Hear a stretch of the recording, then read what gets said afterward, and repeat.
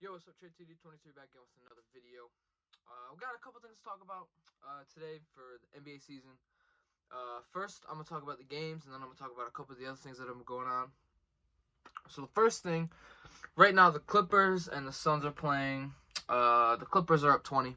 I'm not going to, it's halfway through the fourth quarter. I'm not going to really talk about them besides the Suns just being really sloppy and not being able to hit shots. It's pretty much what it's been. And then the Clippers has been on fire. That's all I really gotta say. First game I'm gonna talk about Cleveland Cavaliers with the Miami Heat. Didn't completely pay attention to it, but I feel like I watched it enough to where I can talk about it a little bit. Obviously, the Miami Heat are struggling without Jimmy Butler, Bam Adebayo. Obviously, Victor Oladipo's out. Kyle Lowry had a good game. Duncan Robinson again struggled. Tyler Hero had a decent game. PJ Tucker had a really good game. He had like 23 points. And for the Cleveland Cavaliers, Darius Garland had about 16. Markin had about, I think, like 12 or 13. Jared Allen and Isaac Okoro had about 17, 18 points together. Not combined, but both of them had about 17, 18 points. Evan Mobley only had like 9 points, but he was effective throughout everything, playing good defense, good rotations, good ball movement. Just doing just a little bit of everything. Doesn't need a score to be effective. They beat the Miami Heat. Obviously, like I said, the Heat are missing Jimmy Butler and Bam Adebayo. But Cavaliers are looking good. Could be a playing team. Could not be. Next game, I didn't even watch this game. The Raptors beat the Sacramento Kings. The Sacramento Kings just started off struggling really bad and just couldn't get back into the game. I watched like the first quarter and a half of the game, and it was just over at that point. They went down 30. I wasn't even paying attention to the game after that. But yeah, the Raptors, they just got off to a really hot start and just really did not slow down to like the third or fourth quarter. Because I still had the game on. I wasn't watching it to its entirety, but I was watching it. Like I was going back here and there just to see what happens and everything. But yeah. So the Houston Rockets beat the Atlanta Hawks. This was a surprise because the Rockets don't have Kevin Porter Jr., Jalen Green. So it was really surprising that they even pulled this away. I don't remember what the Hawks lead was, but they blew a lead. Trae Young was the only one that was really able to hit shots. I mean, Danilo Gallinari had shot about 60% from the three, 44% from the field. So he struggled everywhere except the three. Then everyone, I mean, Clint Capella had a couple blocks. He had 16 rebounds. But other than that, everyone else really struggled. Everyone else really did struggle. It was pretty much Trae Young. He had a 41 piece and almost 10 assists. So I mean, there's really nothing you can do. Let me look at the Rockets. Eric Gordon had 32. So, and DJ Augustine had about 22. DJ Augustine was doing good. Same with Eric Gordon. So yeah, I didn't know what how much points they had, but I knew they both had some pretty good games actually. So now that I remember, yeah, they were both pretty good. When DJ Augustine was on the court, they won by 21. Alperen Sengun, he had 15 plus minus, and David Nwaba had 17 plus minus. So I mean, they were definitely effective.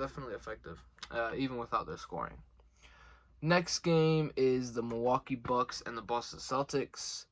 The Bucks, it was a good game to start. Kind of got out of hand not out of hand, but it was kind of getting a little bit boring third quarter. Middleton got injured. He was also struggling. Giannis didn't struggle, but he wasn't aggressive. Drew Holiday was he was struggling, but then not struggling at the same time. Pat Connaughton had a decent game, but Jason Tatum had 42 points. Jaylen Brown came back. Looked like he got injured again in like the first quarter, but he came back and played decent. He had about 19 points. Grant Williams had 17. That was a fun game to watch. It was a really, really fun game to watch. I actually enjoyed watching that game more than almost any of the other games. I loved the Warriors Pacers game. I liked watching that game. But other than that, I mean, the Hawks and Rockets game was also kind of fun to watch. But other than that, there really wasn't really a good game today, to be honest. Like I said, the Raptors blew them out. The Cleveland Cavaliers won by double digits. The Clippers are blowing them out. Like I'm going to talk about, the Grizzlies blew out the 76ers. Let me look at Charlotte got blown out by the Mavericks. Washington was pretty much getting blown out by the Nuggets.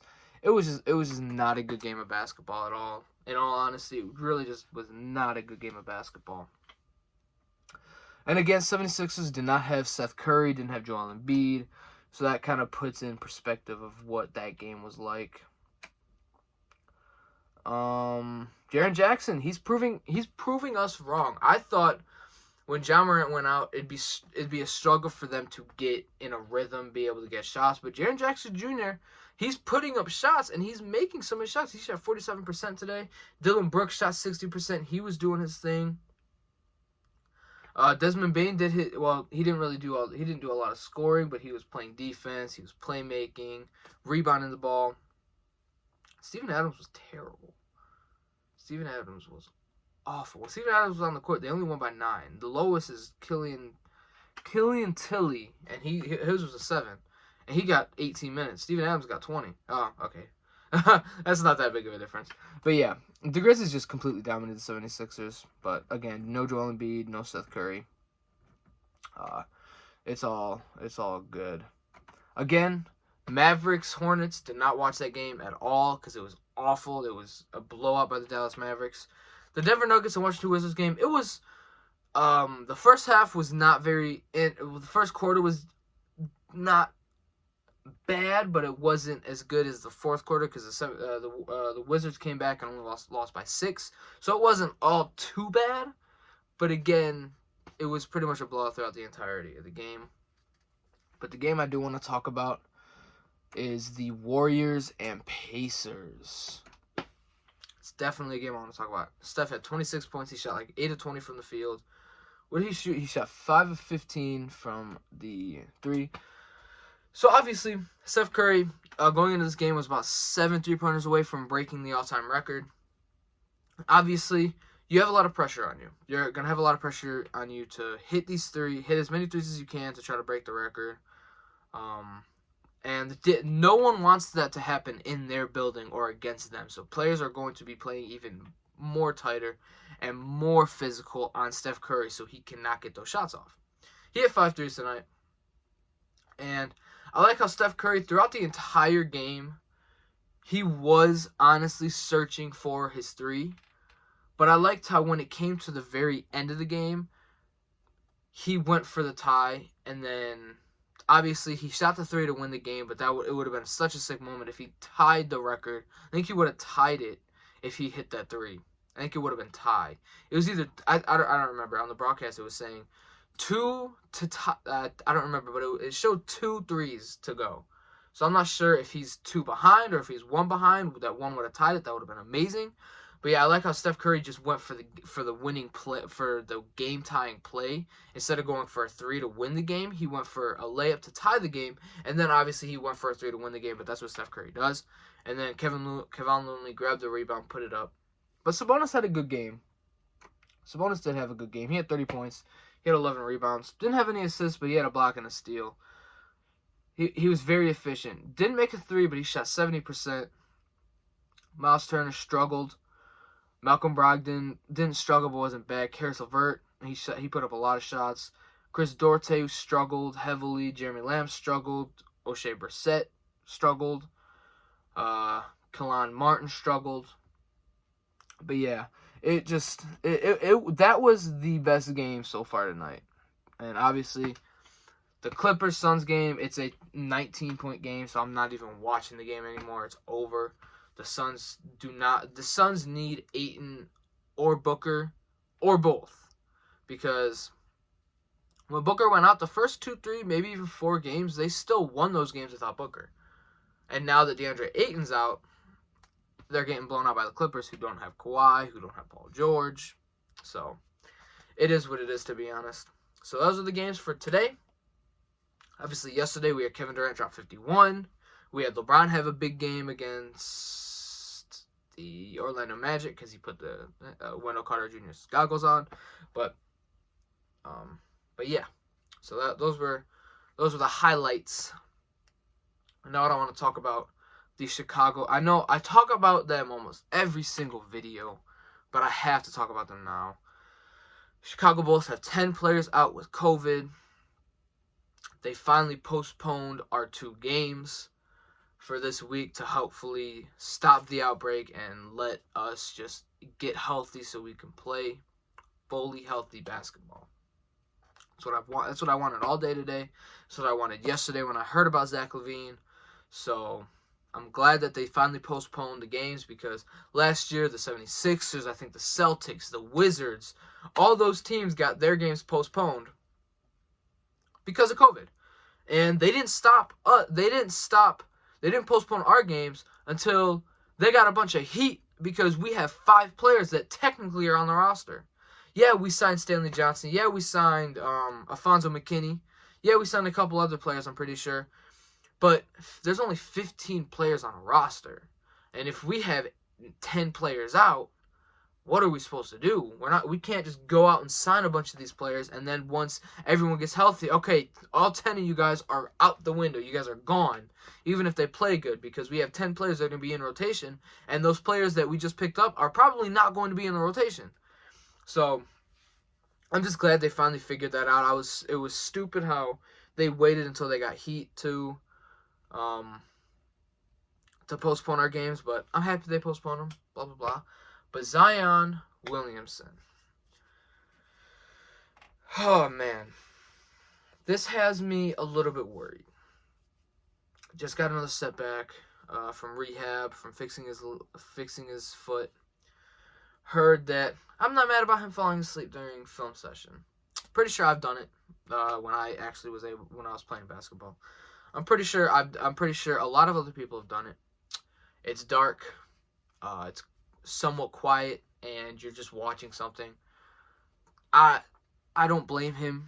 Is it right of him to do it? No, but I'm not mad about him doing it.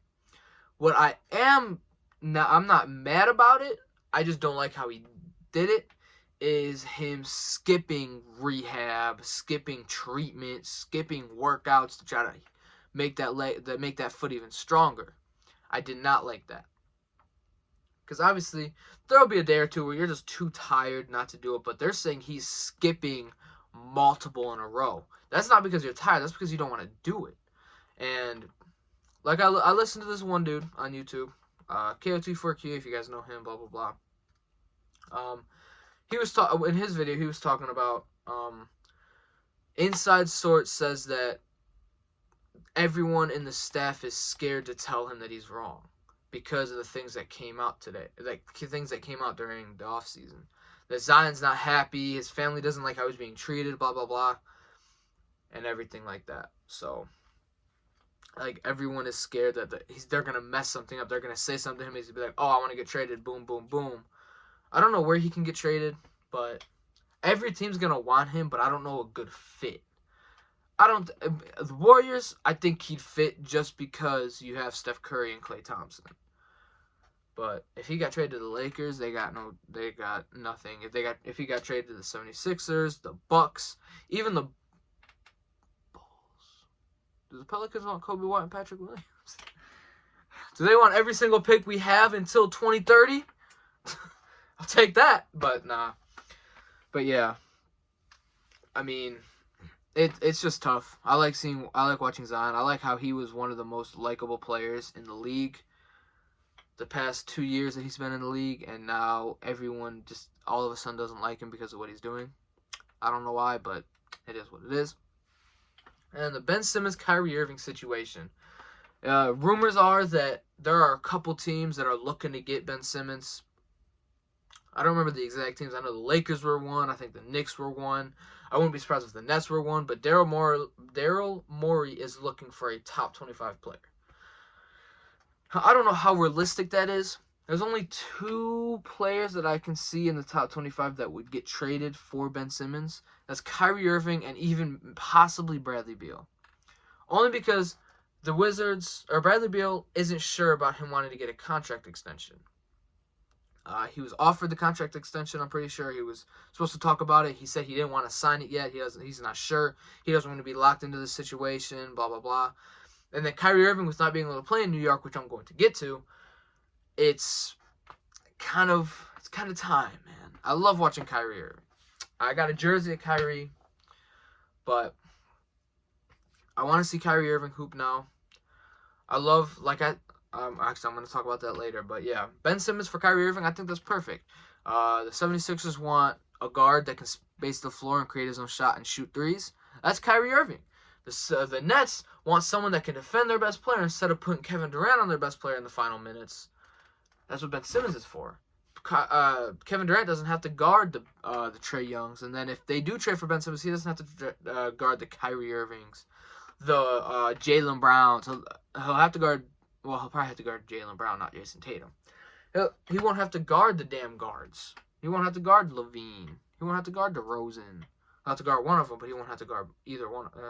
Okay, that don't make any sense. Whatever. Just ignore that. But I'm going to talk about the Kyrie Irving situation. I think, because Kyrie Irving, rumors have come out that he could return to the Brooklyn Nets. Obviously, him and Kevin Durant are like best friends. I'm pretty sure him and James Harden are cool now. They've been cool. But Kevin Durant and Kyrie Irving have had significant more conversations about him returning. Now, whether that's him getting vaccinated or not, he needs to return because the NBA is not the same with saying, oh, Kyrie Irving put up 40 on 6 of 9 from 3 and 10 of 15 or something like that. It's not the same without seeing Kyrie Irving in the headlines. Oh, Kyrie Irving crossed this dude up. Oh, Kyrie Irving threw a lob to KD, threw a lob to LeBron, him going up for a putback dunk, him going up for a dunk, him hitting a clutch shot. It's not the same not seeing Kyrie Irving in headlines. Because almost all last year, it was Kyrie Irving hit this clutch shot, Kyrie Irving crossed this dude, Kyrie Irving hit this shot, Kyrie Irving dunked in the playoffs, blah, blah, blah. In the playoffs, Kyrie Irving had none of those distractions as he did in the regular season. So it's obvious that once the playoff hits, he's not going to have the distractions. He got injured. That's why he didn't play in the rest of the semifinals. But it is what it is. The media is going to say whatever they want to say. I'm not sure if Kyrie Irving is going to be there for the playoffs. We've shown that he was there for the playoffs. He just got injured. He literally just got injured. Oh, man. Well, if you guys like this video, please like, comment, subscribe, and peace.